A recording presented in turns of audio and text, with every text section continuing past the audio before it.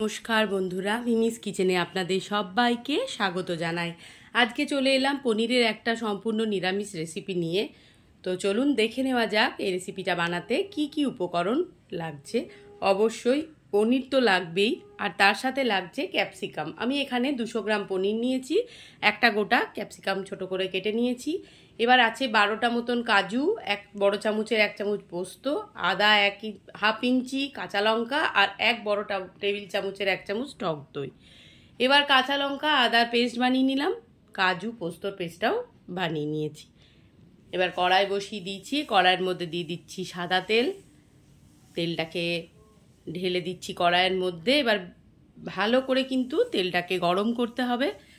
অনেক সময় দেখবেন পনির ভাজতে গেলে তলায় লেগে যায়। তেলটা যদি ভালো করে গরম করে নেন আর তেলের মধ্যে যদি অল্প লবণ দিয়ে দেন, তাহলে কিন্তু সুন্দরভাবে পনিরটা ভাজা হয়ে যায় আর তলায় লাগেও না। লবণ দিয়ে দিলাম। এবার ভালো করে গরম করে নিচ্ছি তেলটাকে, আর কড়াইয়ের মধ্যে চারিদিকে একটু ছড়িয়ে দিচ্ছি। এবার পনিরের টুকরোগুলো এক এক করে তেলের মধ্যে দিয়ে দেবো। পনিরটা যে যা শেপ অনুযায়ী দেবেন। আমি এখানে চৌকো চৌকো করে কেটেছি। যে কোনো নিরামিষ দিনে আর কি এই রেসিপিটা বানিয়ে রুটি, পরোটা, ভাত, পোলাও, রাইস সবের সাথেই খেতে পারবেন। আর খুব তাড়াতাড়ি তৈরিও হয়ে যাবে, খুব কম উপকরণে। পনিরগুলো ভালো করে ভাজা হয়ে গেছে। এবার আস্তে আস্তে আমি তুলে নেব। বাকি পনির যে কটা ছিল সেটাও দিয়ে দিলাম। খুব লাল লাল করে ভাজার দরকার নেই, মোটামুটি ভাজা হলেই কিন্তু তুলে নিতে হবে। ভাজা হয়ে গেছে, এবার আমি পনিরগুলোকে তুলে নেব। এবার তেলের মধ্যে আমি দিয়ে দেব কেটে রাখা ক্যাপসিকাম। ক্যাপসিকামগুলোকেও আমি ভালো করে ভেজে এটাকেও আমি তুলে নেব।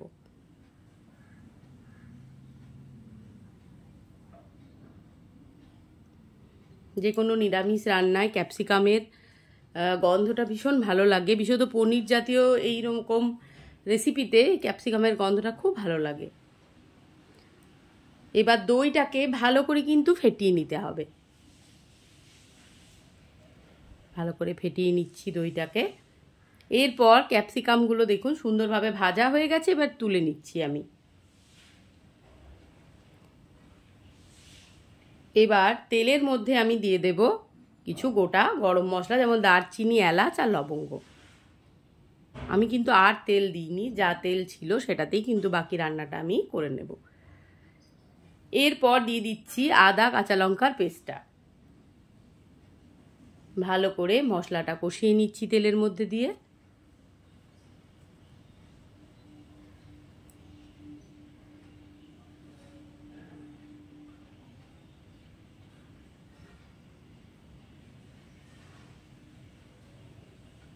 ভালো করে আবারও খুন্তি দিয়ে নাড়াচাড়া করে নিচ্ছি, যাতে কোনো রকম কোনো কাঁচা ভাব বা কাঁচা গন্ধ না থাকে। এবার ফেটিয়ে রাখা টক দইটা আমি ওর মধ্যে দিয়ে দেব।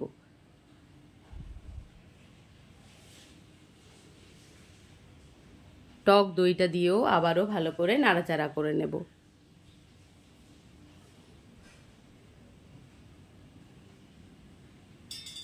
এবার টক দই আর আদা লঙ্কার পেস্টটাকে ভালো করে একটু কষিয়ে নিচ্ছি।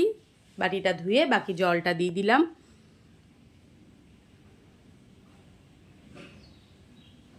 এরপর কাজু পোস্তর পেস্টটা ঢেলে দিয়েছি। সমস্ত মশলার সাথে আবারও যথারীতি মিশিয়ে নাড়াচাড়া করে নিচ্ছি।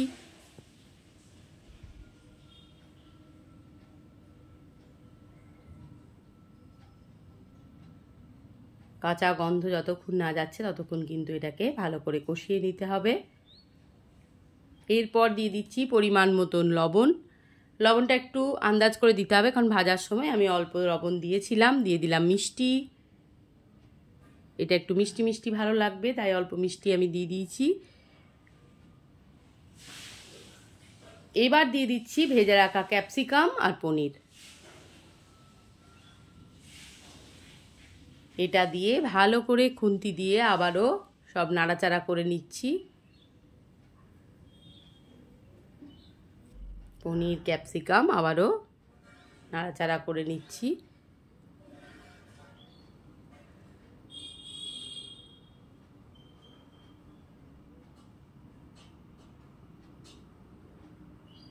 এরপর যেটা দেব আমি লাস্টে সেটা হচ্ছে জিরের গুঁড়ো।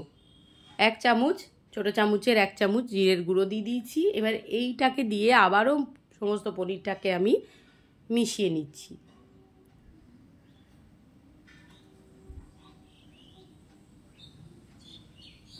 এবার এটাকে একটু সময় ধরে কষিয়ে নিয়ে তারপর জল দিয়ে দিতে হবে।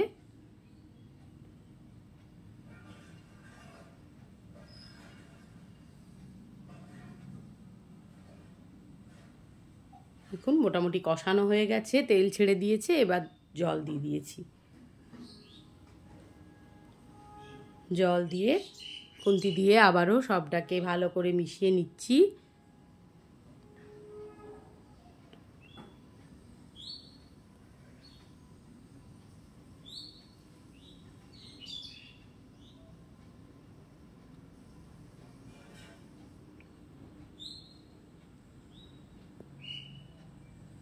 পনিরটা ফুটে উঠেছে, দিয়ে দিলাম ওপর থেকে কাসুরি মেথি।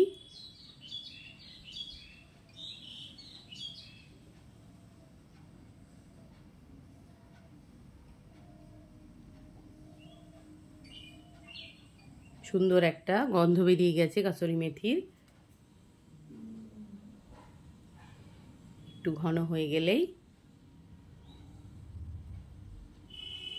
ওপর থেকে দিয়ে দিলাম ফ্রেশ গোলমরিচের গুঁড়ো। এটা কিন্তু একদম ফ্রেশ দিতে হবে, কোনো প্যাকেটের গোলমরিচ নয়, এমনি গোলমরিচ বাড়িতে কুটে নিয়ে দিয়ে দেবেন। ব্যাস তৈরি হয়ে গেছে আমার নিরামিষ পনির। ভিডিওটি যদি ভালো লাগে বন্ধুরা তাহলে অবশ্যই লাইক, কমেন্ট, শেয়ার, সাবস্ক্রাইব করে পাশে থাকবেন। সবাই ভালো থাকুন, সুস্থ থাকুন। আবারও দেখা হয়ে যাবে পরবর্তী কোনো ভিডিওর সাথে। ততক্ষণের জন্য সবাইকে টাটা।